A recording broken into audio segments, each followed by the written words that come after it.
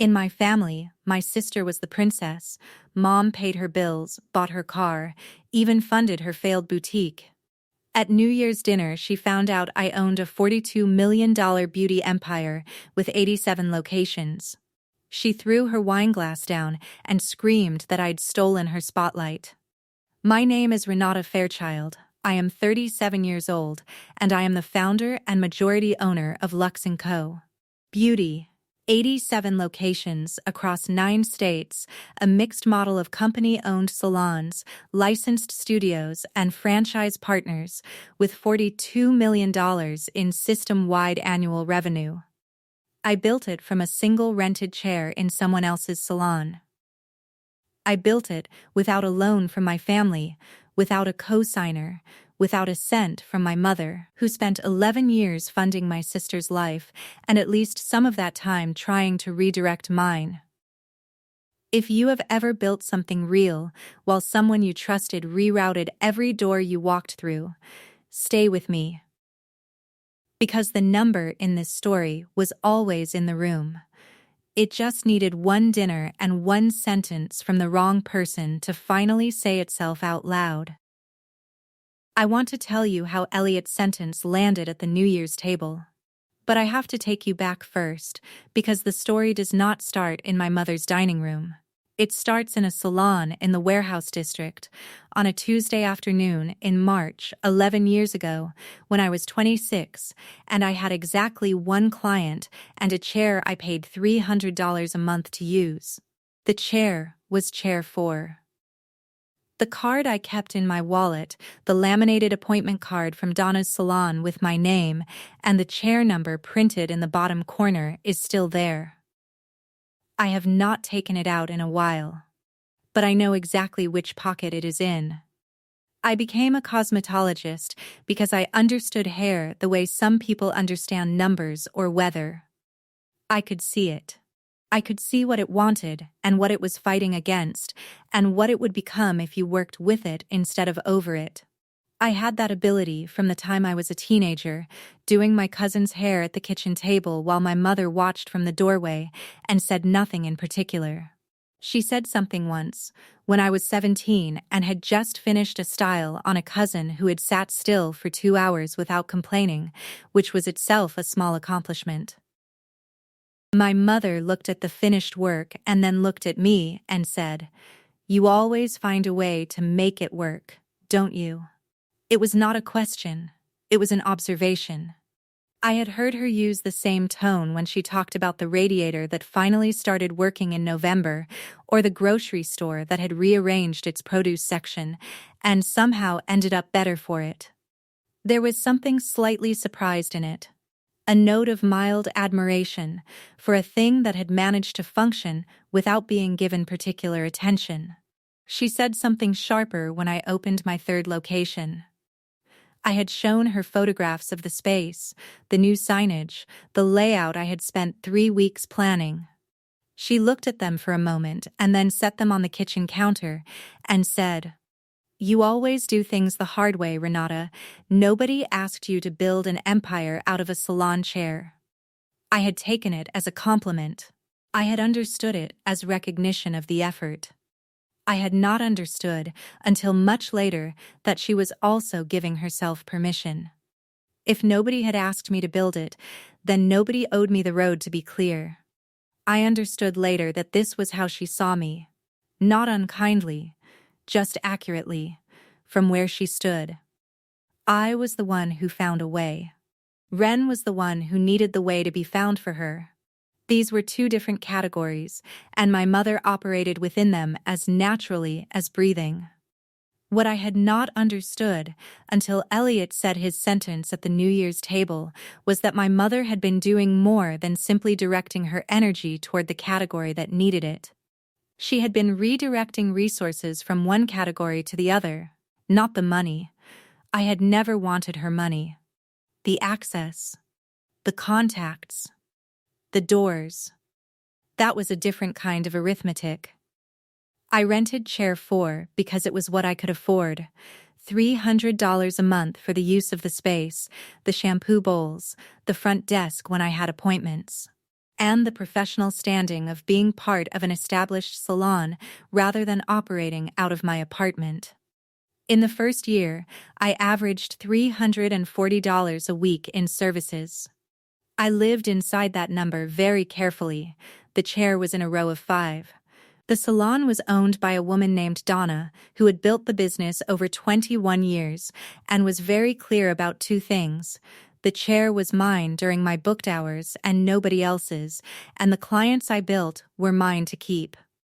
She did not know she was teaching me the fundamental principle of the mixed model franchise. She was just running her shop. But I watched how she ran it every single day, and I wrote things down in a notebook I kept in the bag I brought to work. I wrote down what worked. I wrote down what the clients said when they were comfortable and what they stopped saying when they were not. I wrote down the questions that got answers and the ones that did not. I wrote down how long each service actually took versus how long it was booked, and the gap between those 2 numbers, and what the gap was costing per week, and what it would cost per year if I let it stay. I wrote down the names of the supply vendors and the terms of the supply contracts and the retail margins on the products Donna stocked near the front desk. I was not planning to steal anything. I was planning to understand it. By the end of year 2 at Chair 4, I had a client base of 61 people. 11 of them had referred someone. 4 of those referrals had become regular clients. 3 of the regulars had asked me, on separate occasions, whether I was ever going to open my own place. The honest answer was yes. I had been building the answer to that question since the first week I sat in Chair 4. My mother's house, 22 minutes away, looked different. Not dramatically different. My mother worked, she always had. But the texture of the house was shaped around Ren in a way I had grown up watching and had eventually stopped naming. Ren was 2 years younger and had been, for as long as I could remember, the version of a daughter my mother understood most naturally. This is not a complaint. I am not sure it was even a choice. It was more like a gravitational arrangement. Ren needed things, and my mother gave them. I built things, and my mother watched from the doorway. When Ren turned 24, our mother bought her a car. A silver hatchback, clean, reliable, a practical purchase for someone who had been stranded twice in the previous year. I was 26 and driving a car I had paid for myself at 22. The one that still had a crack in the dashboard from the winter it was parked outside without a garage. Nobody offered me a car. Nobody needed to. I had not asked. When Ren told our mother she wanted to open a boutique, my mother did not pause. The startup funding arrived in pieces over 3 years, $47,000 total, spread across the lease deposit, the initial inventory. The second inventory when the first did not move, the signage, the rebranding when the signage turned out to be wrong, and eventually the months when the boutique existed on the calendar, but not in practice. The boutique lasted 4 years. It closed 8 months ago. Ren's boutique was called the Opal House. It sold clothing, accessories, and a rotating selection of home goods that Ren described as curated and that changed frequently enough to suggest the curation was still in progress.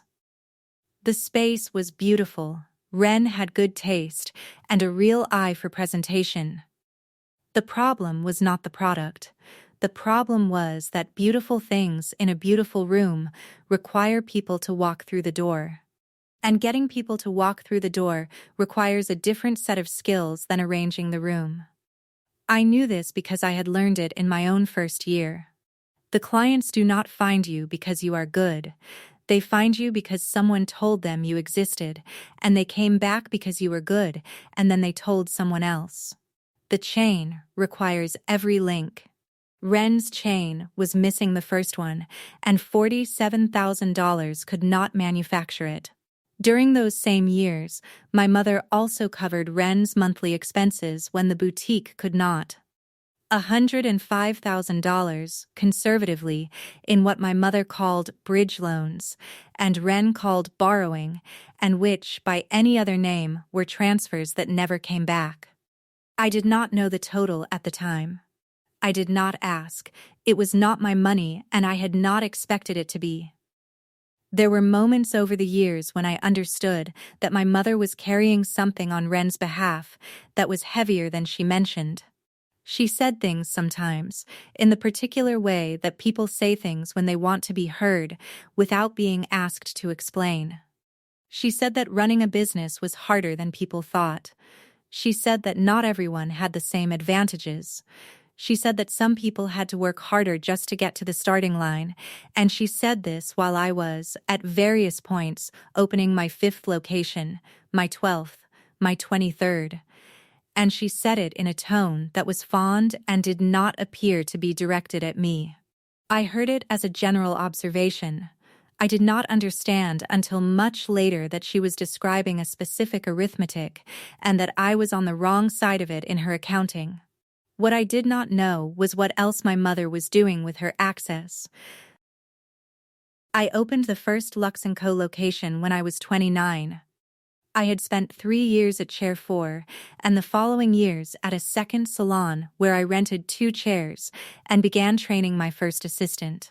By the time I signed my first lease, I had a client list of 214 people, a savings account that had taken 4 years to build to the amount the landlord required for the deposit, and a folder of notes from every conversation I had written down since my first week at Donna's salon. The first location was 1,100 square feet on a side street 2 blocks from a parking structure that fed the downtown shopping district. I chose it because the foot traffic pattern was steady rather than peaking, which meant the client base would build slowly and hold rather than surging with trends and then emptying. I had watched enough salons open and close to understand the difference between a location that generated excitement and a location that generated appointments. In the first 6 months, Lux & Co. broke even twice and lost money the other 4. In the 7th month, it turned a small profit. I did not celebrate. I put the profit back in. By year 3, I had 3 locations. By year 5, I had 11. The mixed model I eventually formalized had been operating informally since year 3, when a woman who had worked with me at the second salon asked if she could open a licensed studio under the Lux & Co. name in another part of the city. I spent 6 weeks building the agreement. It was 14 pages, and it covered everything I had learned about what happened when 2 people shared a name and had different ideas about how to run a business. The agreement held. The studio held. I used the same 14 pages, updated and expanded, to structure every franchise and licensing partnership after that. By year 8, I had 31 locations. By year 10, I had 64. The 42nd location opened in the spring of the year my mother sent the email to Elliot's office. I was in 3 states by then and had just filed the paperwork for the 4th. Fatima had joined the team in year 5 and had built the operations system that made the expansion possible. She was the one who called me on the morning of the 42nd opening and said, in her specific and undramatic way, that the numbers looked good and we should open another one as soon as we could find the right space. I was 34 years old. I had been working since I was 26 without a loan from my family, without a cosigner, without a single call to my mother's contacts on my behalf. I had built the contact chain myself, one relationship at a time. The way I had built the client list in Chair 4. The chain required every link, and I had learned to make each one myself. What I did not know was that someone had been quietly reaching into that chain for years. In the first 2 years of Lux & Co., before I had a corporate address, before I had a general mailbox, before I had anything that looked like an infrastructure, I used my mother's home address on 3 early vendor forms and the secondary phone number she had offered during a period when I was traveling between locations and needed a reliable point of contact. She offered. I accepted. I thought it was kindness. My mother had also come up through the local beauty industry in our city, not as a professional, but socially. She knew salon owners. She had friends who had friends. She had attended the openings and the trade nights and the charity events where the industry and the money occasionally crossed paths. She was socially well connected in the specific way that people are well connected when they have lived in one city for 30 years and been present for most of the moments that mattered. When I was starting out and had asked to use her address and her secondary number on the early forms, she had said yes without hesitation. She had seemed pleased to be useful. She had told a few of her contacts that her daughter was building something, and she had said it with a warmth that I remember hearing and feeling grateful for. It had seemed, at the time, like support. I changed most of the vendor forms later, when Lux & Co. had its own address and its own phone line and its own front desk. I updated the contact information systematically, the way I updated everything, and I believed I had closed the pipeline. What I did not account for was that my mother still knew which contacts had come in that way, still had the numbers stored in her phone, still understood which people were connected to the company and what those connections looked like from the outside. She had access, not because she had taken it. She had access because I had given it to her when I was 29 and building something out of nothing and grateful for any help I could find. I had closed the front door. I had not known about the window. What I did not know was that my mother had not forgotten which doors the original forms had opened. And she had not forgotten where Ren's boutique needed to go. I did not know until Elliot said his sentence at the New Year's table. Elliot Vance had been one of Lux & Co.'s early institutional contacts. We met at an industry conference 4 years ago, after he had already been watching the company from the outside for a year. He was careful, specific, and had a good eye for mixed-model franchise structures that other investors dismissed as complicated. He was the reason 2 of our expansion rounds closed on schedule. He was also, as it turned out, a person who occasionally said things at dinner tables that he did not understand the weight of. I let him finish his bread. I put my fork down. I looked at the candles for a moment, which my mother had also placed, and which she had color matched to the roses on the centerpiece. Then I said, "Can you say that again?" "The part about the call." Elliot blinked. "The call to my office. From my mother." He looked at me with the particular expression of someone who has just understood that the story he was telling was not the story the room was in. "She said Ren's boutique might be a better fit. She was very warm about it." "I assumed you knew she had called." I did not know she had called. The table had not quieted. People were still eating, still talking. Ren was on my left, reaching for the salt.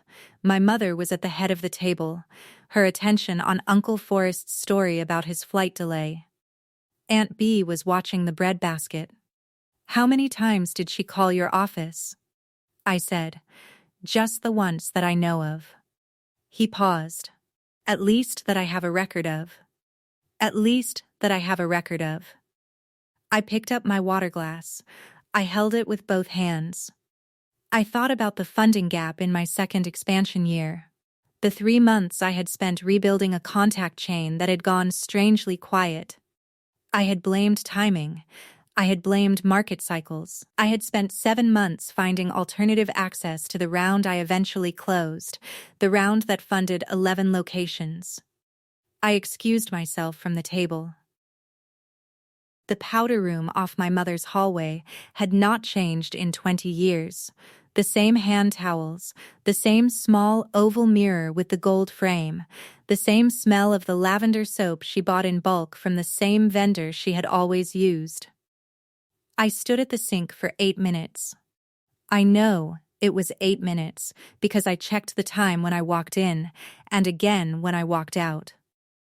That was habit. A beauty operations director counts everything. Fatima had taught me that in my third year, when she joined the company and started calling our tracking system the nervous system. You count the time or you lose it. I counted. I had my phone in my hand. I thought about calling Fatima. I did not. It was New Year's Eve. What I did instead was stand there and add. 1 call to Elliot's office, 1 redirect. 7 months of lost time in year 2. I was 32 years old in year 2 of the expansion. I had 11 locations and a funding round that had stalled in a way I could not explain at the time. The expansion model I was building required capital at specific intervals. It was not the kind of business that could slow down for 6 months and resume cleanly.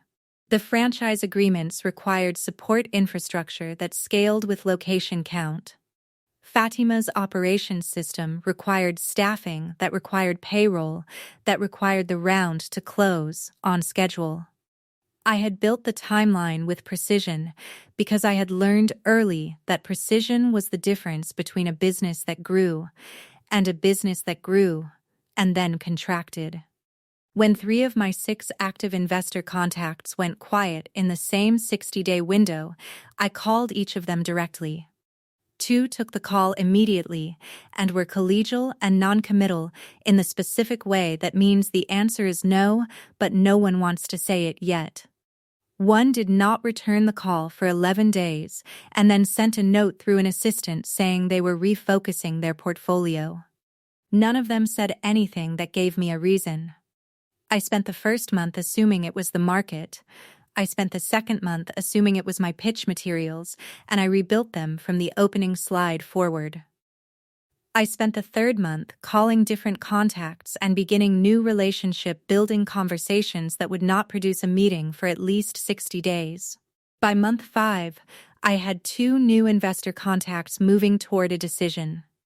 By month 7, the round closed, smaller than the original target and restructured, and I opened the 12 locations on a 6-month delay from the original plan. The delay cost money I did not have budgeted. It cost Fatima's confidence in the model, briefly, which cost 2 conversations I did not want to have. It cost 11 locations that could have existed in year 2 but instead opened in year 3.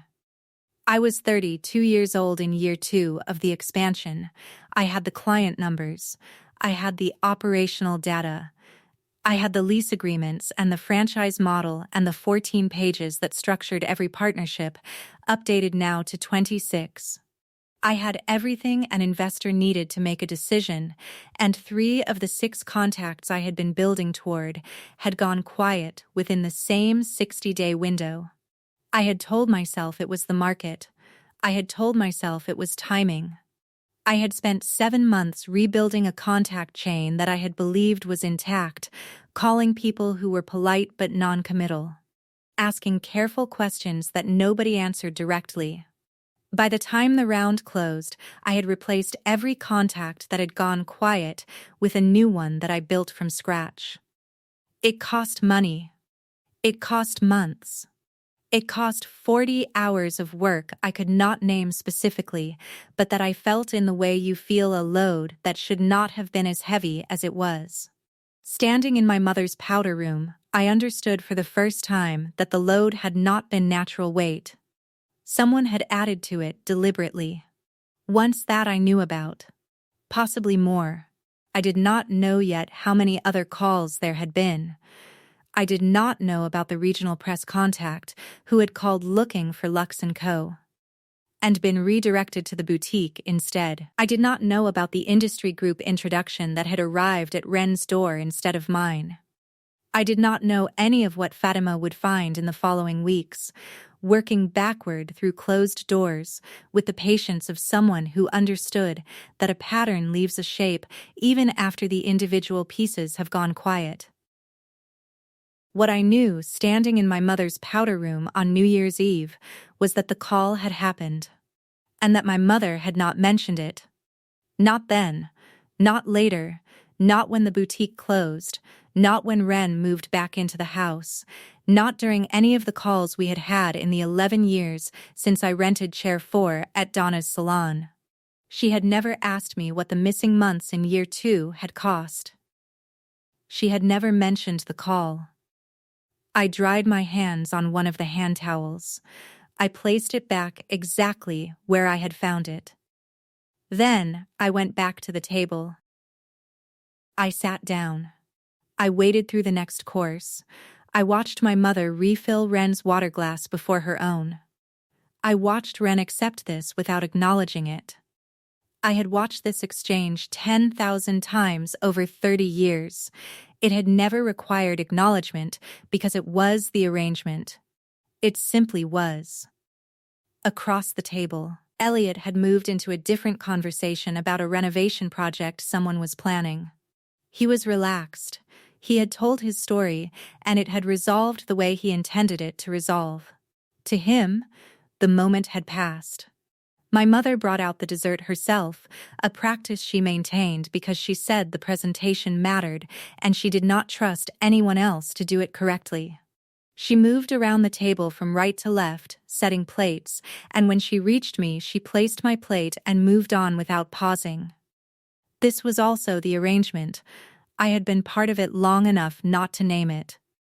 Ren said the tart was beautiful. My mother said she had made 2 because she was not sure the first one had set correctly. Ren said it was perfect. My mother looked pleased in the specific way she looked pleased when Ren said something was right. Uncle Forrest was in the middle of a long story that required no response. Aunt B was watching the candles. I ate half my tart. I placed my fork at the correct angle on the plate to indicate I was finished. Then I looked at Elliot, who was now also finished and had turned slightly to his right, toward the person beside him. "Elliot," I said, "I'm sorry to come back to this. Did you keep the original communication from my mother's number?" The table did not quiet. People were still talking. But Elliot heard me and he turned back. "The email?" he said. "Yes, my assistant flags anything that comes through the investor relations line from a number we have on file. We would have the original. Can you pull it?" He looked at me once more with the expression of someone recalibrating. Then he reached for his phone. He looked at his phone before he answered. "I have an email," he said. And my assistant logged a call. He turned his phone and showed me the email. My mother's name was in the header. The email was 4 sentences. It said that Renata's business was still finding its footing and that Ren's boutique represented a more stable investment opportunity at this stage and that she would be happy to arrange an introduction. It had been sent during the year Lux & Co. opened its 40th location. My mother lifted one hand from the tablecloth. "That is not what it means," she said. Her voice was even, carefully arranged, the voice she used when she believed the room could still be managed. Elliot looked down at the screen again. "Carolyn," he said, slower now, "the email says Renata's business was unstable and Ren's boutique was the better investment opportunity. It has a date. It was sent during the year Lux & Co. had 40 locations." For the first time all evening, my mother had no sentence ready. Ren saw the phone screen from 2 seats away. I watched her read it. I watched her read it twice. "You stole my spotlight," she said. Her voice was not the voice of someone who had read the email and made a measured conclusion. It was the voice of someone who had been running a different version of events for 11 years and had just watched that version disappear. The wine glass came off the table before I could register that she had picked it up. It hit the floor near the centerpiece and broke at the stem. The white roses moved. 14 people went very still. Ren was standing.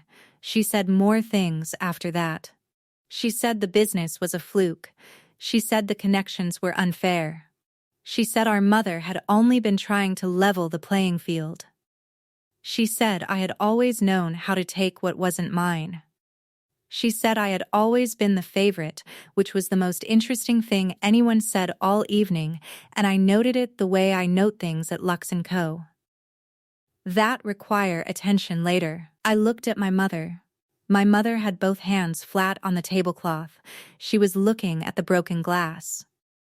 You always said I had it easier, I said. That I did not need what you gave Ren because I was the one who figured things out on my own. My mother did not answer. You were right that I figured things out. I just did not know how many of the doors had been redirected first. Ren was still talking. Her voice was getting louder.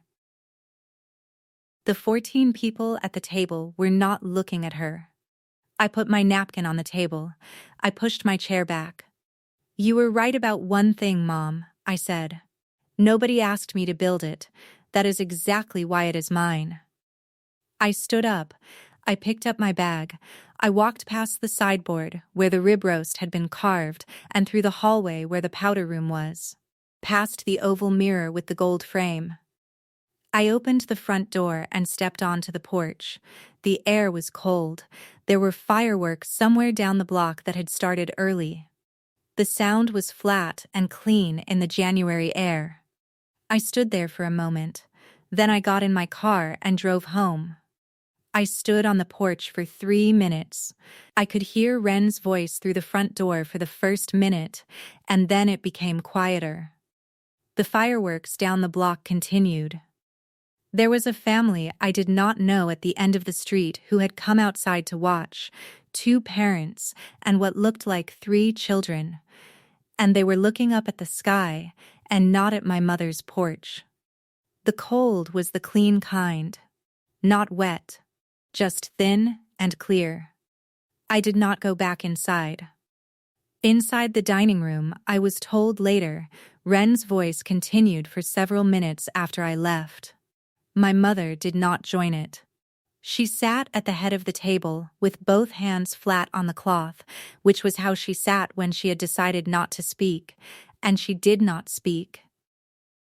Uncle Forrest said something quiet to the person beside him. I did not know what it was, and I did not ask. Aunt Bee picked up the broken stem of the wine glass, wrapped it in her napkin, and carried it to the kitchen without being asked. She came back and picked up the base of the glass separately.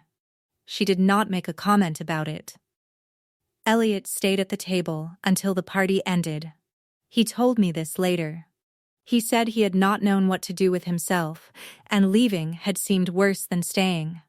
He said my mother thanked everyone for coming at exactly 11:30, the time she had always ended New Year's Eve, and that she did it with the composure of someone who had been practicing composure her entire life and had found it reliable in most circumstances. He sent me a text at 11:42, I'm sorry, I didn't know, I was already home by then. I had driven the 22 minutes back to my apartment and sat in the parking structure for 4 minutes before going up. I had the appointment card from chair 4 in my hand. I had taken it out in the car without fully deciding to. I held it in the elevator and set it on the kitchen counter when I got inside. I sent back, I know. Thank you for the record. He replied 20 minutes later with a note that his legal contact would be available to prepare a formal account of the communications if it would be useful to have on file. I told him I would let him know. Then, I went to bed. It was New Year's Eve. Outside my window, the last of the fireworks finished, and then the city went quiet.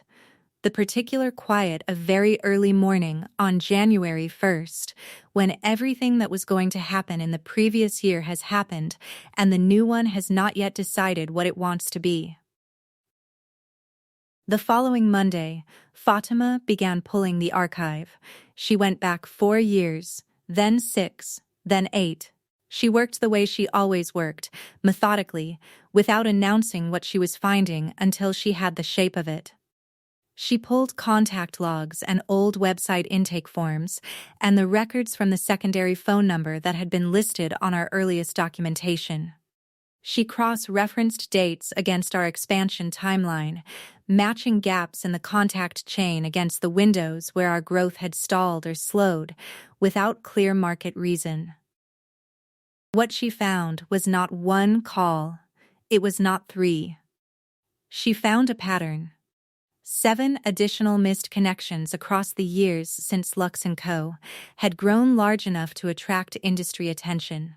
A regional press contact who had called our early website number and left a message that had been relayed to the boutique's email instead. An industry group whose outreach had come through the secondary phone number and been returned from a different address.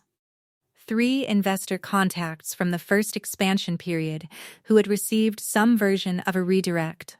2 of whom had eventually come back on their own through different channels, and 1 of whom had not. 1 contact was a regional partnership coordinator who had been trying to reach Lux & Co. for a co-branding initiative in year 4. The message had been relayed to the Opal House. The coordinator had met with Ren twice before understanding that Ren's boutique was not the company she had been looking for. By then, she had moved the initiative to a competitor. That initiative, which I saw later in the industry coverage, had generated significant regional profile for the company she eventually partnered with. We had been the original contact. 7 doors. None of them locked permanently. Some of them had opened later, on their own, through other paths. 1 of them had not opened at all. Fatima put the full documented pattern in a folder on the shared drive and sent me a message that said, 11 years of this company. You built 87 locations around it. I just wanted you to know what around it looked like. She removed my mother's name, number, and address from every archived document, vendor record, licensing form, and emergency file in Lux & Co.'s system. By Tuesday afternoon, my mother had no access to anything with our name on it. 2 of the regional contacts called within the week. The partnership coordinator from year 4 called on Thursday. She said she had always wondered what had happened to the original inquiry. She said the co-branding initiative was long closed, but she was now in a different role and would like to have a proper conversation. That conversation happened the following month. It turned into a partnership that put Lux & Co. into 4 additional markets we had been planning to approach separately. I noted the timing and filed it carefully. My mother called on the 4th day. I let her call ring through. She called again on the 7th day, and I answered. She told me she had only been trying to help Ren. She said Ren had needed more support than I did, that I had always been able to manage, that it had seemed harmless to redirect a few inquiries when the boutique was struggling. She said she had not thought it would affect me. That was the most precise thing she said in the whole conversation. She had not thought it would affect me because she had believed, for 11 years, that I did not need things the way Ren did. I was the one who figured things out. I was the one who managed. Redirecting a contact from someone who manages to someone who needs felt to her like a correction rather than a theft. This was her logic. I had heard versions of it my whole life. I had just never understood that she was acting on it behind my back. I let her finish. The 40th location year, I said. The email to Elliot. That was not during the boutique's early days. The boutique had been open for 3 years by then. You knew what Lux & Co. was by then. You knew what 40 locations meant. She was quiet. You told Elliot's office I was still finding my footing. You said that to an active investor in my company. During the year, I opened my 40th location. More quiet. You always said I did things the hard way, I said. That nobody asked me to. You were right. Nobody asked me. But someone was making the way harder than it needed to be, and I did not know that until New Year's Eve. She said she was sorry. I believed her, partly. I believed she was sorry the way people are sorry when a thing they told themselves was harmless turns out to have weight they did not account for. I'm not angry, I said. I just need you to understand that I know the shape of it now. I told her I would call again when I was ready. I did not tell her when that would be. Uncle Forrest called the following week. He said he had suspected something was off for years. He said he had noticed things at family dinners, comments my mother had made about Wren's contacts and opportunities, things that had not added up when he thought about what I was building at the same time. He said he had not said anything because he did not want to cause trouble in the family. I thanked him for calling. I told him that was the thing about redirected doors, the trouble was already there. He had just been standing on the other side of it, which is its own kind of consequence. I did not call him back. Wren did not contact me. Her silence was its own information. She had spent 11 years in a version of events where she was the one who needed more, and I was the one who could take what I needed. The version she had lived inside was gone. I did not expect the silence to end soon, and I was not wrong. In February, Elliot forwarded the full documented chain to his legal contact and sent a copy to me marked for my records. He included a note at the top that said, "For the record, I never seriously considered it. But you should have the paper." I printed it and put it in the back of the Lux & Co. archive folder, behind the expansion documentation for year 2. The year it cost us 7 months. The appointment card from Chair 4 at Donna's salon is still in my wallet. I have carried it for 11 years. I have taken it out and looked at it in bad moments and in good ones. There were 2 years in the middle of the build when I held it at the end of very long days and thought about what it had meant to start with 1 chair and $300 and nothing else. Last week I took it out. I turned it over. I looked at my name in the bottom corner and the chair number beside it.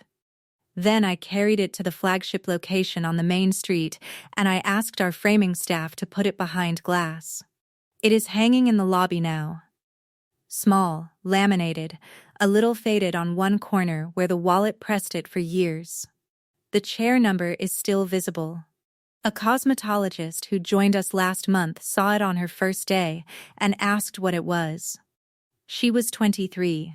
She had just completed her certification, and this was her first professional position, and she had the particular alertness of someone who is paying attention to everything because she understands that the first months shape what comes after.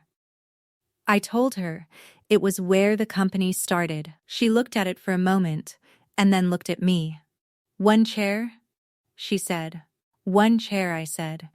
$300 a month. She nodded slowly, the way people nod when they are filing something away for later. I did not explain more than that. She did not need me to. She would understand it in her own time and in her own way, through the specific work of building a client list from nothing, which was the only way anyone ever understood it. I built 87 locations because nobody redirected what was inside the work. They redirected doors. They redirected contacts and introductions and a press feature and a year 4 partnership and 7 months of expansion time that I replaced by working harder than I needed to.